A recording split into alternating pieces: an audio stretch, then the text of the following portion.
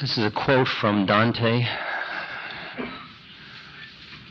I have been in that heaven, the most illumined by light from him, and seen things which to utter one who returns hath neither skill nor knowledge. For as it nears the object of its yearning, our intellect is overwhelmed so deeply, it can never retrace the path that it followed. But whatsoever of the holy kingdom was in the power of memory to treasure will be my theme until the song is ended. Many of us have touched states of transcendence. In fact, all of us do, but most of us, as I said before, have structures that lead to denying them. And once we've touched them, our lives are different. Once we acknowledge we have touched them and not reject them out of hand. We are all literally going out of our minds a lot. And yet we later treat those experiences, unless they are extremely profound.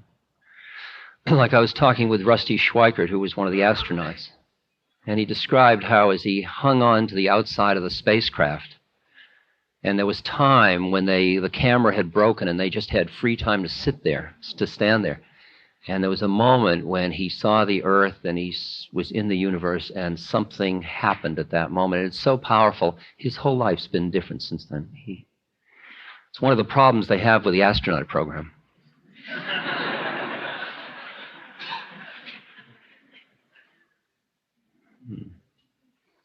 And people that have had near-death experiences, many of them have met things which were so inconsistent with their models of reality that they did, as Rilke said, they just kind of crowded them out of the space. They didn't have space for them. Once you have recognized that there are other realities other than the one that you have been familiar with, your life starts to change. I don't care whether you got it from a joint, whether you got it from meditation, whether you got it from sex, whether you got it from trauma, whether you got it from surfing or whatever. Whatever thing you did that took you beyond yourself, you could have taught it from religious ecstasy in temple or church. You could have gotten it in 1,000 different ways. Whatever it was, if you acknowledged it as real as what you started from, you are on the way. That is what's known as awakening. From the moment you have awakened, that is, you acknowledge the fact that you are more than you think you are and that the universe is different than your conceptual structure has it to be. From then on, the rest of your life is all the grist for the mill of awakening. It's all that process that the awakened awareness uses the stuff from then on in order to get free. It's all the journey to freedom from then on. And you literally cannot fall off the path. You can think you fell off the path, which many people do. They say, oh, I lost it. I blew it. I used to be so high. Whatever spiritual gains you make from moment to moment are yours if they are real gains. If you just have them like something you're holding on to, you can lose them. But the basic journey is a journey of the awakening. Thing is, you can't go back to sleep once you start to awaken. You can appear. You know how you try to go back to sleep because you woke up before the alarm clock? And you lie there and you try to go back to sleep. I mean, it's even more horrible than that. Because when you were asleep, you could milk your melodramas for all they were worth. You could trip out on stuff. Will it? Won't it? Can I? Can't I? Should I? Shouldn't I? Did he? Didn't he? And afterwards, you just see yourself doing it.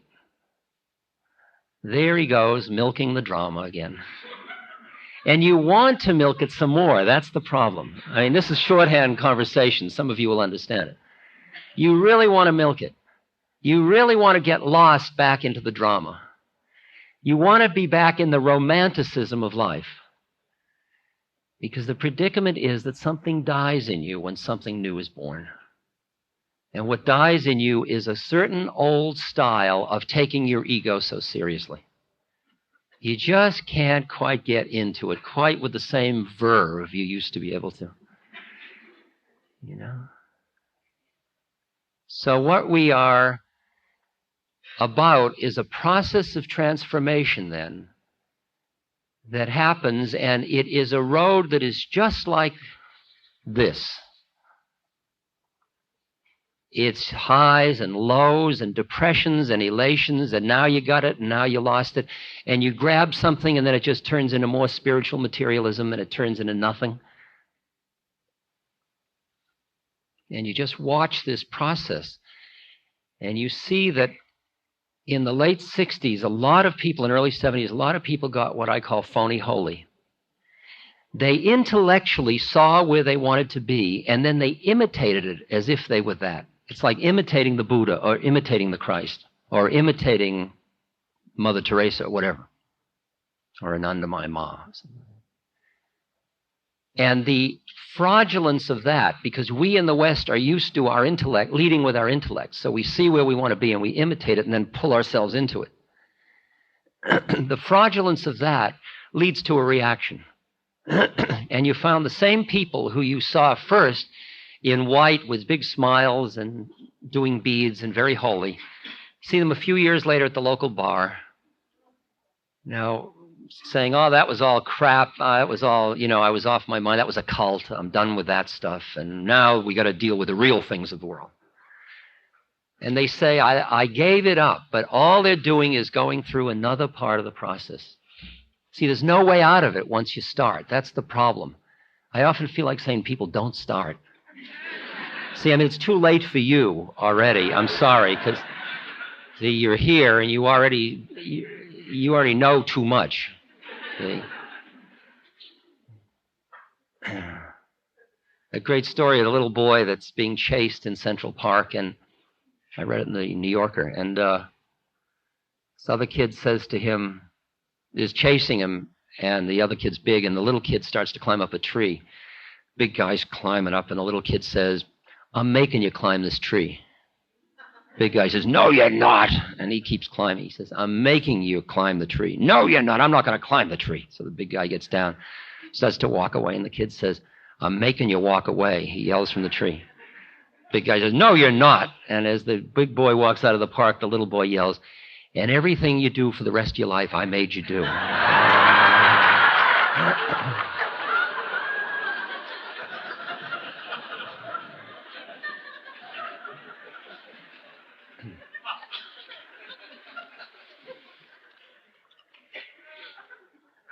And that's the predicament. Once you've started, everything from here on for the rest of your life is part of this journey of awakening. Now, where does it fit in relation to all the other things of your life? Children, for example, jobs, pleasures, pains, death. See, is it an also-ran? Is it another one of them? Well, I'll do death on Tuesday and then I'll work on awakening on Wednesday, or I do awakening Sunday mornings. That's when we worry about awakening. Unfortunately, it takes it over. One by one, all of those things come under this until finally you are working to awaken. You say, well, what about service to other people? Well, look at how that works. If I want to help you out of your suffering, say you're hungry, the way I feed you will determine whether the suffering of your belly is alleviated, or whether I also simultaneously relieve the root suffering of your separateness. Any act between two human beings can be an act which draws the people closer together into unity, or it's divisive. It's the same way as I said about this lecture. If I'm identifying as being the lecturer, you must be the audience. If I'm standing outside of the lecturing and lecturing, you can stand outside of the audience, and we are meeting here, and we're dancing this way. And the action brings us closer together. Now, since I know that, and I want to, when I feed somebody, I not only want to feed their belly, I want to feed their spirit. I realize that in order to relieve the suffering of other people, I have to work on myself in order that I am not trapped in my own stuff. So that I end up working on myself as an act of compassion for other people. And then you say, well, can you sit around working on yourself when other people are suffering? It's not an either-or proposition. Because as you and I quiet down to hear what we're doing here on earth, what's the meaning of our incarnation, and we listen to the forms through which we must express, through which we must work, what's been handed to us, what's on our plate, then we act. And if somebody walks up and they're hungry, that's what's on our plate at that moment. If you have a child that's crying, that's on your plate at that moment. To say, like some woman came up to me once and she said, you know, if it wasn't for the kids, I could really do some heavy spiritual work. Okay? Can you hear what she's caught in? The kids are her spiritual work. She just hasn't figured out how to use it as her vehicle. The game is you take what's on your plate and you use it through which to become free. So if somebody is starving, in the process of feeding them, that is the vehicle you use to work on yourself, to extricate yourself from being identified with being the feeder. Is that too complex, or can you hear that one? See, what I saw was that there was no way not to be an actor as long as you're in an incarnation. You can't not do anything. Which thing are you not going to do first? You know, I'm just going to sit in bed. Well, that's doing something. See? You can't not do anything as long as you're in a form. Forms do things. And then the question is, which form will you do? Which action will you do? Now, when you fully understand that your incarnation is a vehicle for liberation, and that's what your business is on earth, as pure and simple as that, and as uncompromising as that, then the answer to which one should I do comes out of a place where it doesn't matter. Because it doesn't matter out of any other reason. It doesn't matter so much that you can be quiet to listen. The statement is, truth waits, this is from the Tao Te Ching, truth waits for eyes unclouded by longing. That it is only when there is quietness inside you that you can listen to hear what part you play, what your unique role is in the game. And no role is better than any other role. Whatever you're doing in your life is no better or worse than what I'm doing in my life. It's just different. And each of us has a unique route through. And the art isn't to imitate somebody else's route, but to listen to hear our own route, because it is in your fulfilling your form perfectly that you're free. When you push away part of yourself or grab something, you're not free. You're trapped by it. You're trapped by your own grabbing. It's like the monkey that sticks his hand in the jar to get the apple and closes his fist, and then with his fist around the apple, he can't get his hand out of the jar. And he doesn't know what to do because he can't let go of the apple. And it's the way they trap monkeys, because they tie the jar to a string. And then he sticks his hand in it. He's not smart enough to let go of the apple to get his hand out, the banana. No way we can fall off the path. You can scare yourself. Ooh, I've fallen off the path. But that's just more stuff. And I listen from morning till night to people caught in stuff. And my job is to help them see through the stuff and help them find the place behind the stuff so they can be quiet to hear how to play it out, how to honor it properly, how to appreciate. These are words that are very important, words like appreciate. Look at the difference between judge and appreciate. Judging is an intellectual function.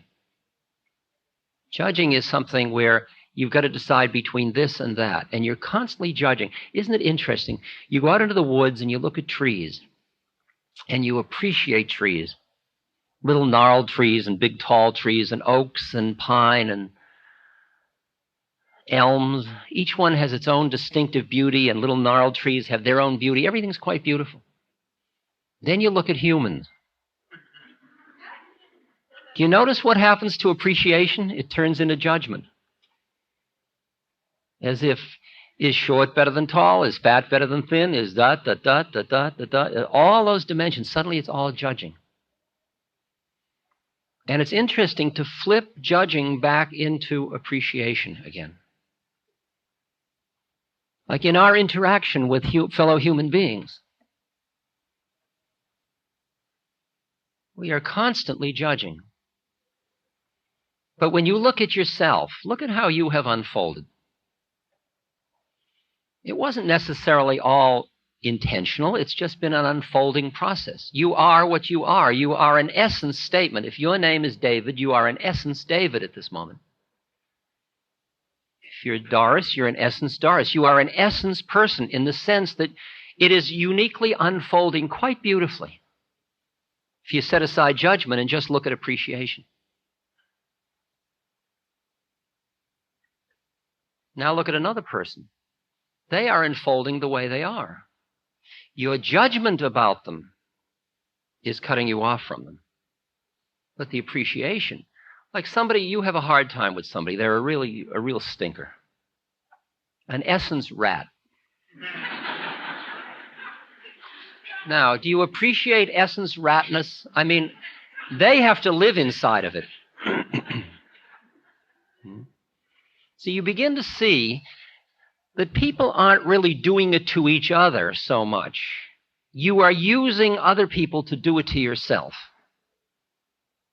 Other people are just being who they are. There's the rat, there's the seeker, somebody wants something, there's somebody giving something, there's somebody powerful, there's somebody, and you use them mercilessly to play out your own model of yourself.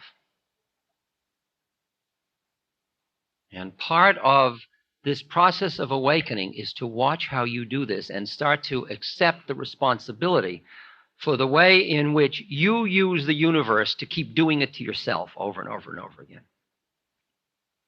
And for that, you have to be very quiet to hear how you work. And part of what meditation is about is the technique to quiet you down so that you can begin to watch your own mind at work. And you can watch the way in which you create this stuff of the solidity of the reality of the world you live in.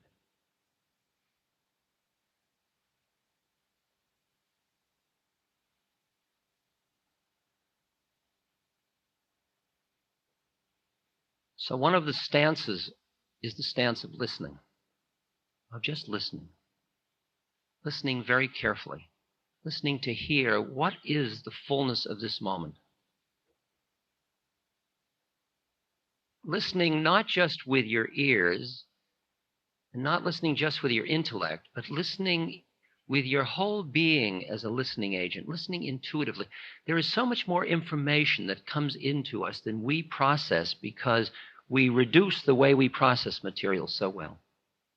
Two people meet and they get involved and they fall in love and they get married, and then later they say, I didn't know about him. Oh, why didn't you? It didn't have to be concept. The vibration was all there. All of the information. Everybody is a redundant mass of information. If you're quiet enough to hear, you would hear it all. You would know everything intuitively, not conceptually. You wouldn't know you know, but you would know. And if you were trusting the knowing, not the knowing you know, if you didn't need to know you knew, but you just needed to know, you would be able to act in a way that would keep you from being surprised all the time. Is that too much or still too much? Didn't get it?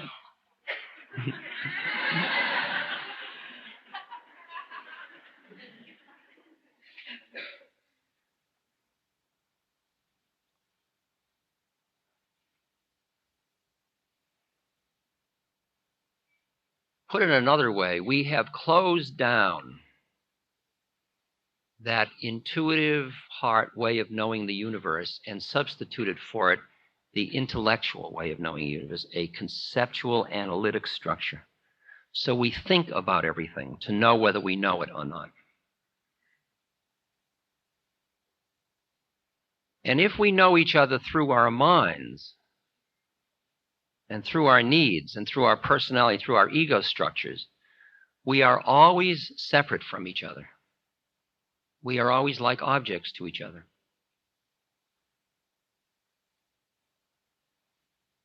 And the heart is never fed. There is a way. Let me talk about the heart. I'm not talking about the boom, boom, boom, boom. I'm not talking about the anatomical heart. I am not talking about the romantic heart. The do you love me? I am talking about what in Chinese is called the sin, or it's called the Atma or the Jivatma in Sanskrit. It is called also the intuitive heart. It is the place in you. When I took those drugs and went behind all the places I thought I was, and I found a place where I am, that's the doorway to that place. That, in that place, there is a word that I used at the beginning, namaste. Namaste is a very common word used in India. It means I honor the place in you where when you're in yours and I'm in mine, there's only one of us.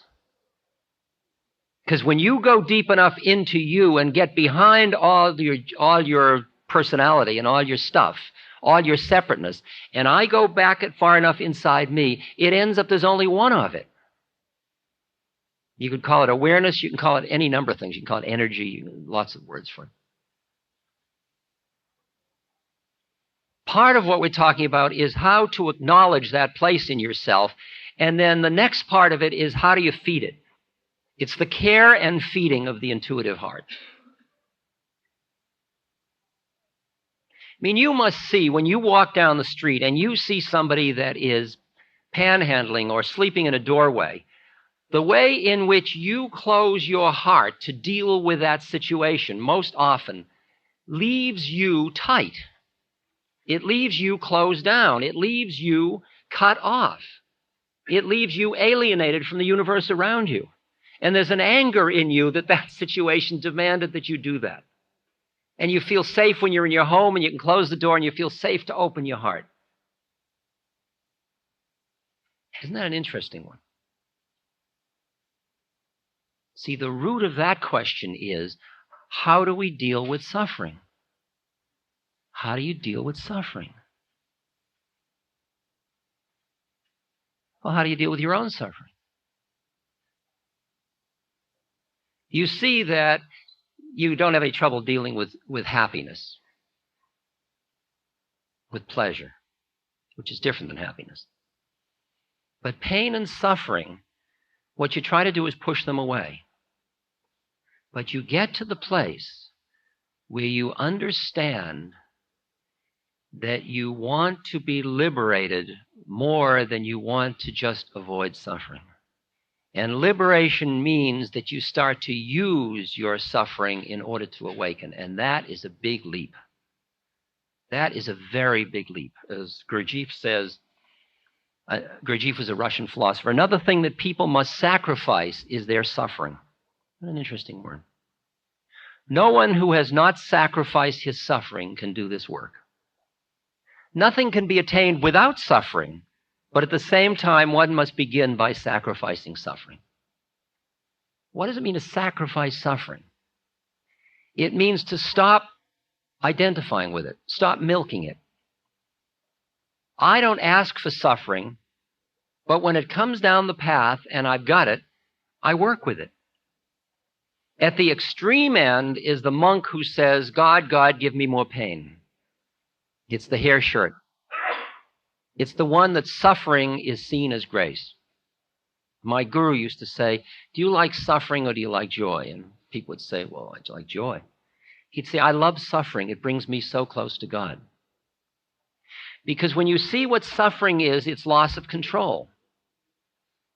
Suffering is forcing you to confront a place in your mind where you're clinging. Like you have a state of non-pain, and then there's pain, and suddenly you are clinging to the memory of non-pain, so the pain is painful. All it is a strong stimulus. There are great saints who were dying of incredible cancer and ulcers and so on, and they had nothing to take away the pain. And doesn't it hurt? Yeah. Well, do you want it to stop? No. Doesn't matter. It's just strong stimulation. There are ways of taking suffering and flipping them, and you work with them. Now, you don't lay that on another person. I mean, the example I usually use is somebody comes to me and they say, I want to study yoga with you, and I used to teach yoga, hatha yoga. Okay, I say, well, why don't you fast to purify? Fine, fast for 7 days. Fast for 9 days. Well, I hadn't thought of starting that rigorously. No, fast for 9 days, just drink warm water. I mean, you tell people anything, it's okay. Person comes in after 7 days, I haven't eaten in 7 days. See? And you give them a little ego boost. Good, you're doing fine. 2 more days, you'll be enlightened. See? Then you walk out on the street, and somebody walks up to you and says, hey, man, you got a quarter? I haven't eaten in 7 days. Good, you're doing fine. 2 more days, and you'll be enlightened. Okay? Can you see how inappropriate that is? In the first case, the person is saying, let me use this as a vehicle for me to get more conscious. And in the second place, the person's saying, let me get rid of this. And your job isn't to make a moral judgment about it. Your job is to help people get free of suffering. And you'll find yourself in the paradoxical situation that there'll be a suffering that you're using to get free through, and somebody else is asking you to get rid of that suffering, and you're helping them to get rid of it. Isn't that interesting? It happens to me all the time. Somebody comes up and says, my marriage is falling apart. I feel like saying, aren't you lucky? What incredible grace. You can work with this so well. A beloved just died. Wow. I've got AIDS. Oh.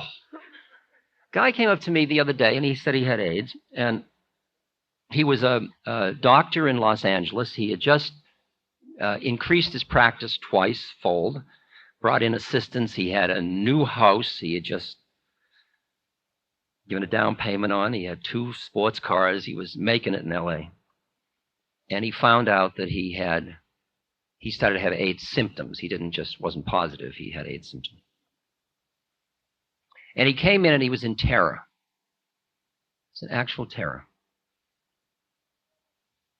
Now, what's happening inside me? There's 2 levels of this. One is that my human heart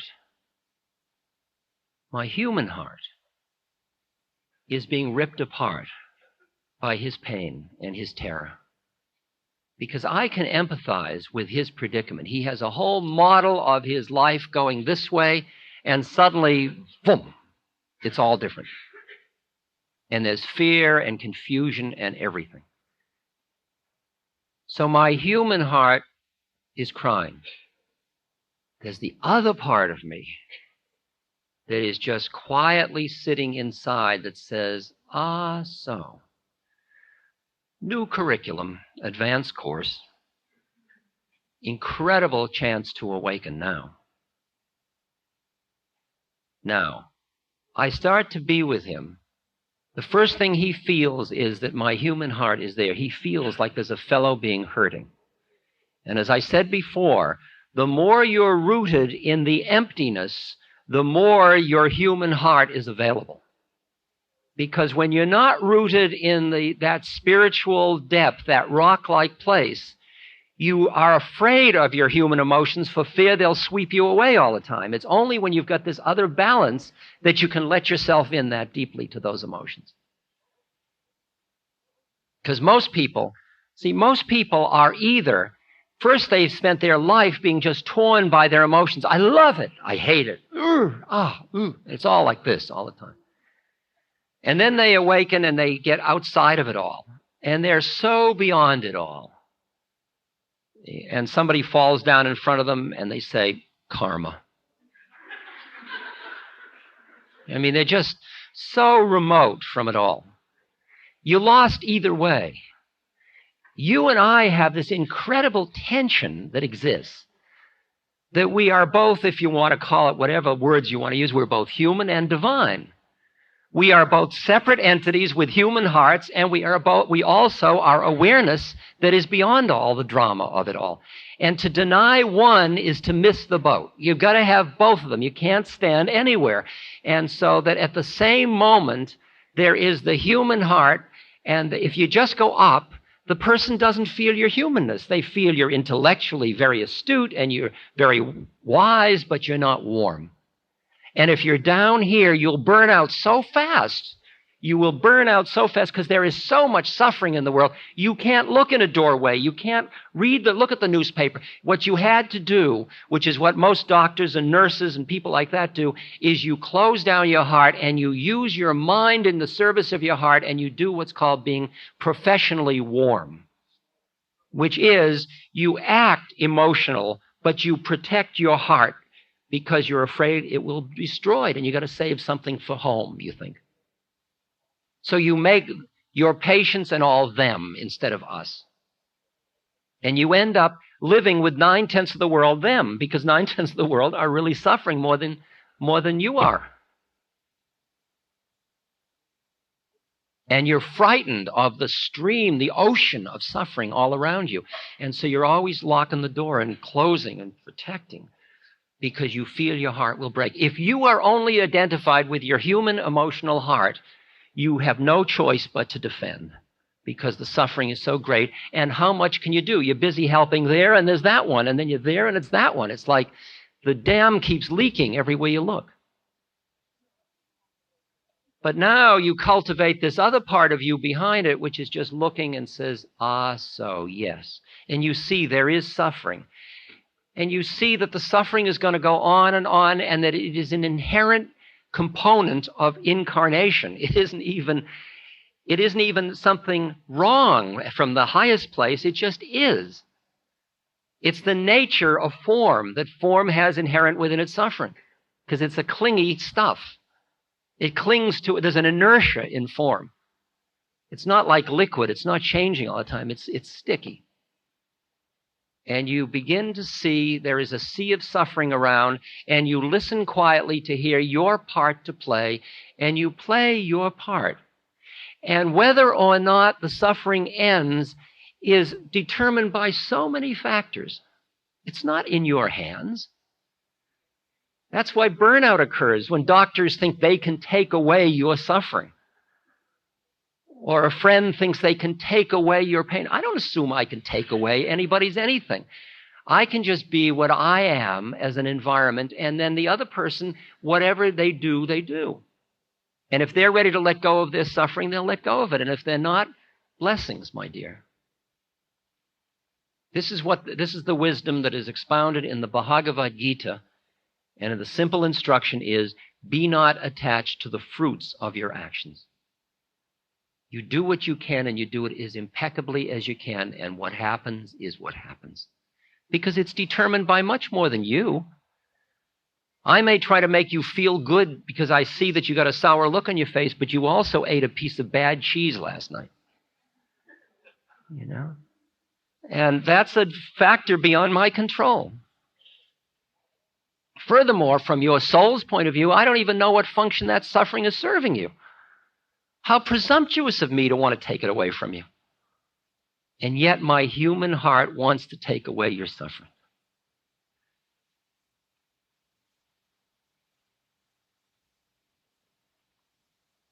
A couple of years ago, my stepmother died, and I really loved her a great deal.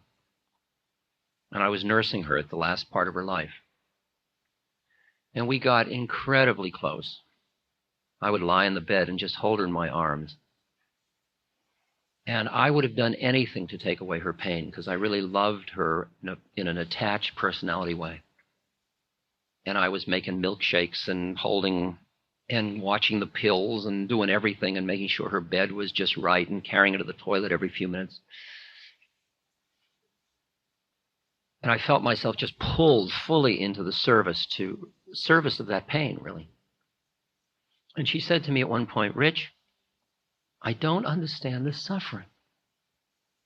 Like she's in effect saying, I've been a good person all my life. Why am I going through this suffering? And I saw, it was like seeing horrible beauty before you. It's horrible beauty. There are a lot of things that you've experienced that are like horrible beauty. Because I watched that her ego couldn't understand the suffering, but the suffering and the pain were slowly beating down her ego. And because she had a tough ego, she was a strong-willed person. She knew who she was. She was somebody. And by the last few weeks, I watched that ego start to crumble. The pain forced her surrender. And as that ego surrendered, I began to be aware of a being of such radiance. I had never met this person before. It was like Phyllisness fell away. It was like an egg that was cracked, and this new thing came out of it. And by the time she died, I felt like I was in the presence of just living spirit.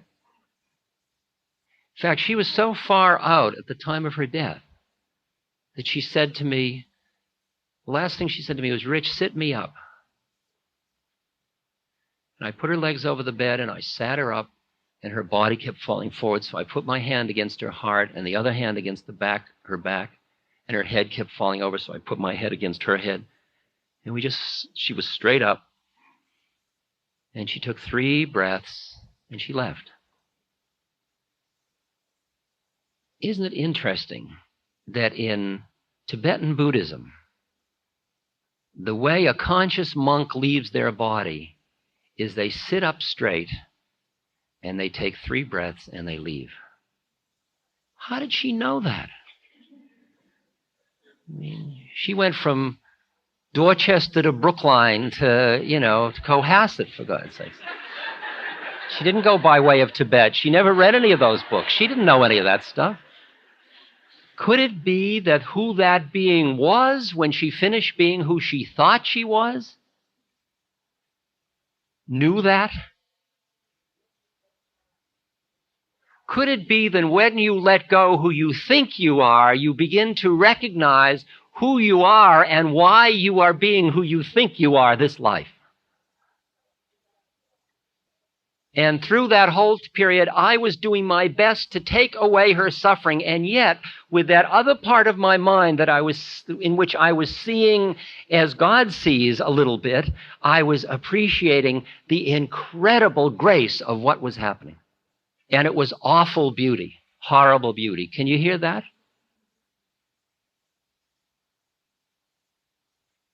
Like once I was teaching in California, and people gave me a ranch to live at, and it came with a cat. And so I was taking care of the cat, and we got very close, and because I'm really a cat man. And in the morning, I'd meditate before my puja table. And the cat got very fond of me, so the cat would go out in the morning and get its morning kill, and it would bring it in and settle between my legs to eat it. So I would be meditating, and I'd hear squeak, squeak of a lizard and the tail flopping, and this cat playing with it and slowly crunching the skull and so on. And I didn't know who to hate.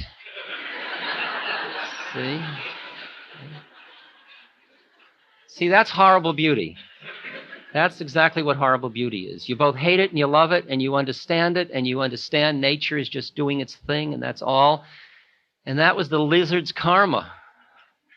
Now you say, oh, that's rationalization. That's bullshit, No, it was the lizard's karma.